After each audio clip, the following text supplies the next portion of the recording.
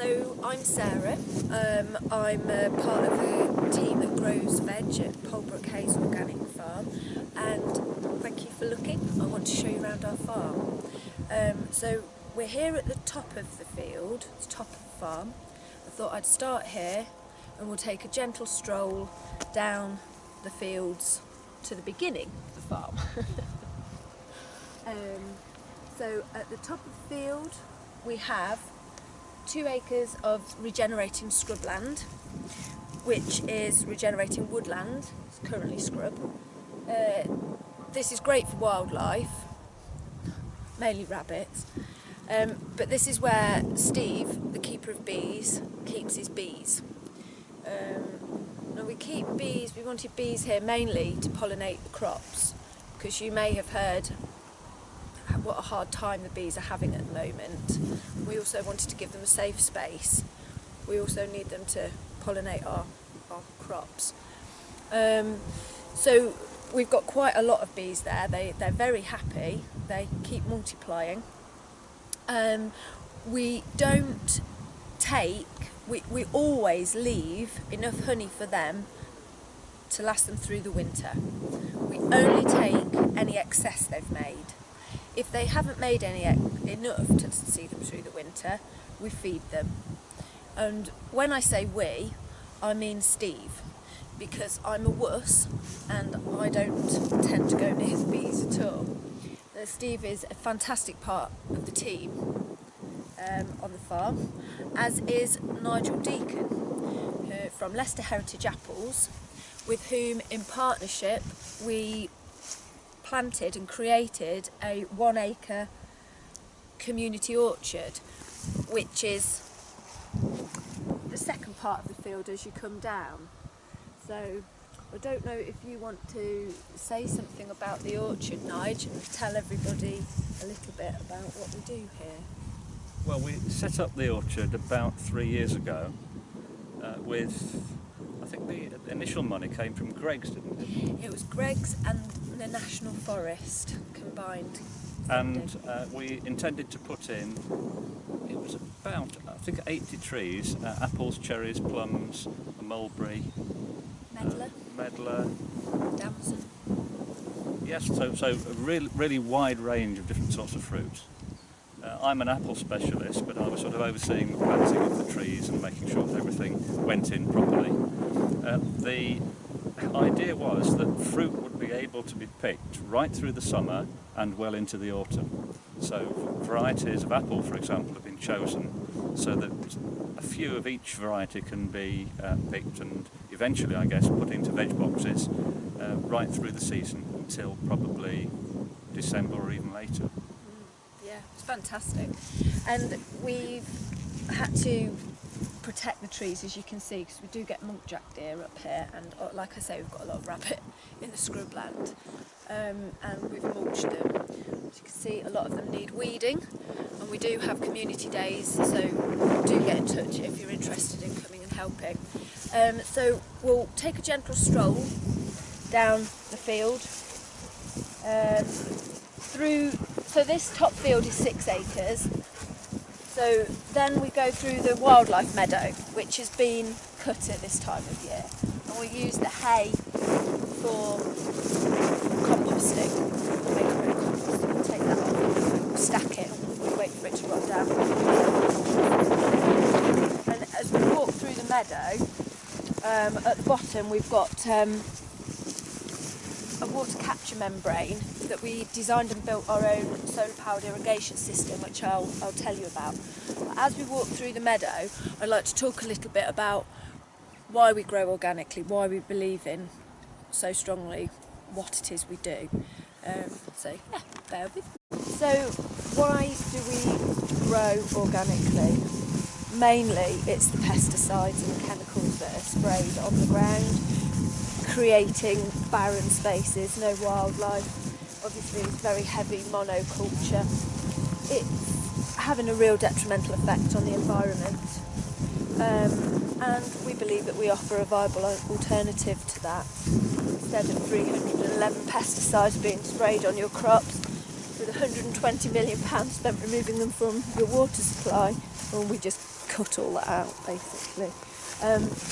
And also I believe that agriculture is quite a community industry. It's really beneficial for health, not just physical but mental, which it should not be undervalued. Very important. And economically, we have a lot of very low paid jobs in agriculture, which is why we are structured as a cooperative.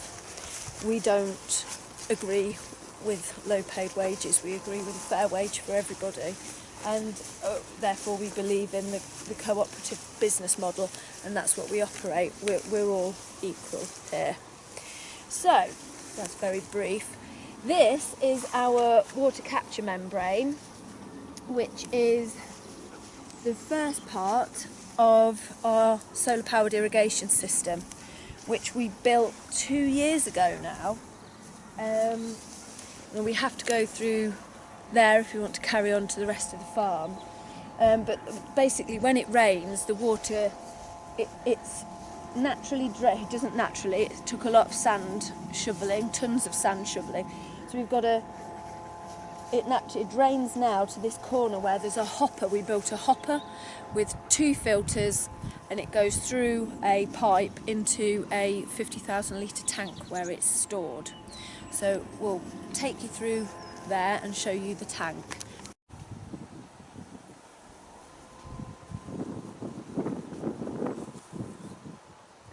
So that's the pipe, and it goes into this tank where it is fed by underground pipes protecting it from frost into the polytunnels at the bottom of the field. So we have a natural slope, which is great because we can do most of it by gravity.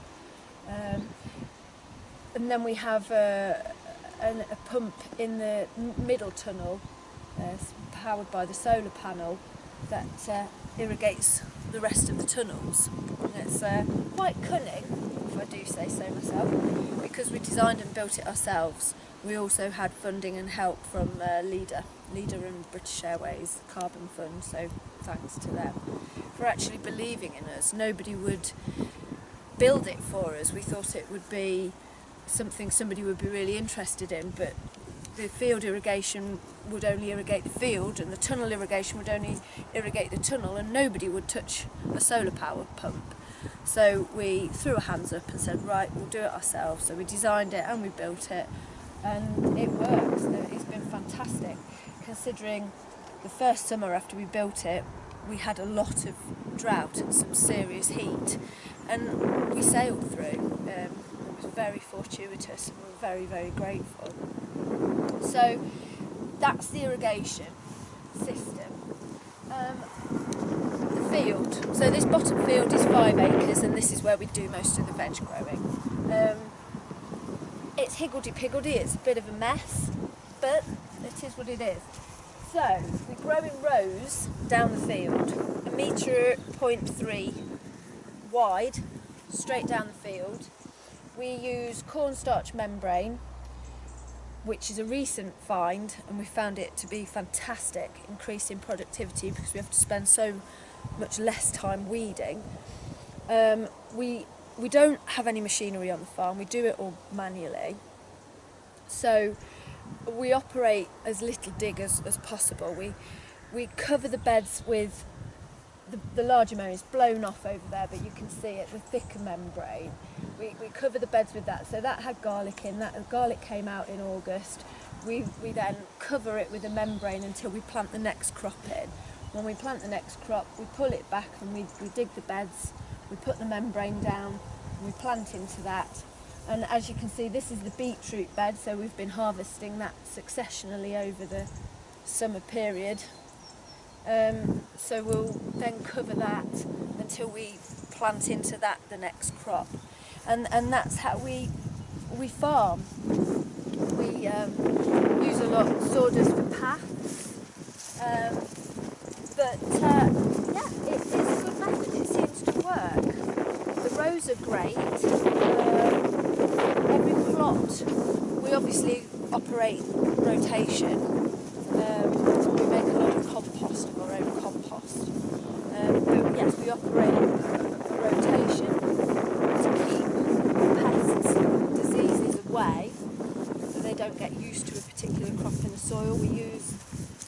mesh to keep the butterflies off. We don't use any chemicals, we don't use anything. We do bring in horse manure, we stack it and compost that, and we use that as a soil conditioner and feeder for the soil. But the plots are in 10-metre length sections, so it might not look very much, but they're rotated each year. The brassicas will move up, the alliums will move up, and it swings round on a rotation system like that. The sawdust we find helps to keep the slugs down on the paths, which is quite handy. And then we have 6 large polytunnels at the bottom of the field, which are vital for winter crops, really. We've got the crossover period really now, where we're having to decide whether we want to keep summer crops in the tunnels, how long we're going to before we have to pull them out. We might sacrifice some cucumbers, for instance, to get the winter crops in time. So it's quite a difficult trade-off to balance. It works, it tends to work. So mainly the spinach is going in. I mean, we've got a lot of spinach, but people like spinach. I love spinach. So we've got some outdoor crops, but we'll put a lot of spinach indoors as well. So, for instance, we've got mouli, we've got salad, we've got the aubergines won't last too much longer, but the lettuce is in for winter. And this is just an example of the polytunnel, really. This polytunnel has the pump in, part of the irrigation system, which is mainly all underground, which is fantastic. A little bit of weeding needing to be done in here, but we've got fennel in. We tried these cucamelons for the first time this year. We quite like them, they're nice in salads. Yeah, the pump looks a mess, should maybe tidy that up a bit. Cucumbers, tomatoes, and the tunnels go on and on like that, mainly, with that trade-off. So now I'll take you and show you the solar powered cold store unit that we're currently building with funding from British Airways, which is we're extremely happy about. It's if we carry on, we've got another project that we'd like to do, which is to build a solar powered robot, which I'm finding it very difficult to drum up interest, but I feel I'm determined. And when we have that, if we have a solar powered robotic assistant, we will be CO2 neutral. It will go so far to enabling us to produce so much more vegetables. We will be economically viable as well as environmentally sustainable. It really will offer a viable alternative to modern day farming methods. So let me take you along and show you the cold store unit. So this is the brick barn, but at the back of here is where we're building the new cold store. So this is passive with materials and solar powered as well. It's in the process of being built by Jim, who is a diamond, and the farm couldn't possibly run without him. He does all the big manual jobs that we need. We help obviously, but Jim oversees them, and he's building this. Well, we've done a lot of it as well. We've all chipped in, but it's going to be phenomenal. We're just so very excited about it. Solar powered passive cold store, so we can store all the produce, and it should hopefully keep for much longer. The squash, the onions, garlic, things overwintering, and the refrigeration system at the back, so in the summer when we pick the beans and things like that, we can keep them stored and cool before we deliver them to you. So yeah, it's mid build at the moment, so hopefully you'll be able to watch it grow like you have the orchard and the irrigation system. Yes. And things progress. It's exciting. And when we've done this, hopefully we'll move on to a robot, and the farm will be a hive of production. What exactly will the robot do? Well, I want the robot to dig, so I need it to transverse the rows. So the rows, it only needs to be that wide. I need it to transverse the rows and just aerate the soil. At the moment we dig it all by hand, or all of it, and that's a lot of digging. So we could do with a bit of help with the digging. And also I would like it to lay the membranes, which takes up an awful lot of our time. If we can get the robot to do that, so just the size of a wheelbarrow, just goes up and lays membrane, aerates the soil and then lays the membrane for us. That'll take a lot of labour out of our job. So you'll have to excuse the mess as we walk around here. I'll just quickly show you the prop tunnels and the chickens, and then that will be the end. So this is where the prop tunnels where we propagate the plants, the seedlings, although we do use that little greenhouse as well. That's where we've got an actual heated propagator. It's where we keep some tools.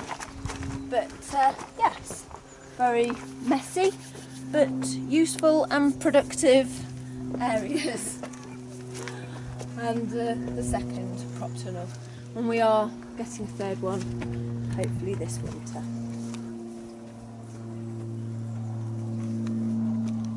Part of the farm is the chickens, and for that Sue will have to show you because they're her chickens, and you're very privileged to see her because she's quite shy. Here she is. So I'll let you take it away and go and show the chickens. Hello, yeah, welcome. Come and look at our chickens.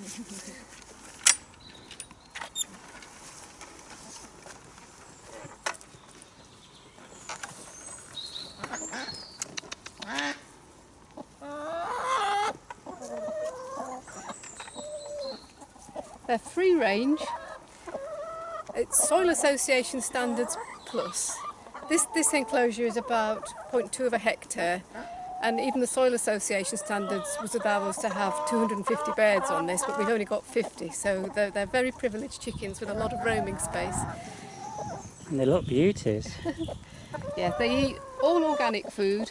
We buy in some corn, and we buy in mash, which is called middlings. It's the stuff that the mills throw away when they're making white flour, so it's all the wheat germ and the coating and everything.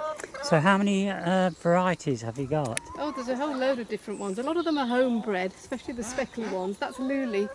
See Luli here? Yeah. Luli's about 14 years old. Wow.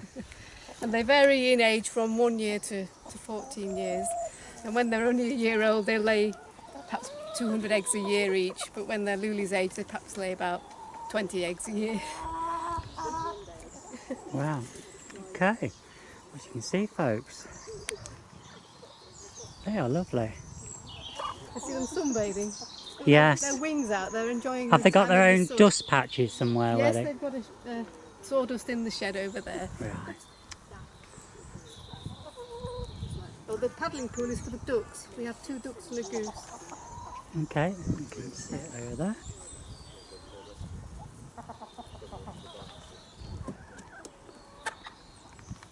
So that's a tour of Holbrook Hayes Organic Farm. Thank you for being interested, and come and visit us. Cheers. Bye.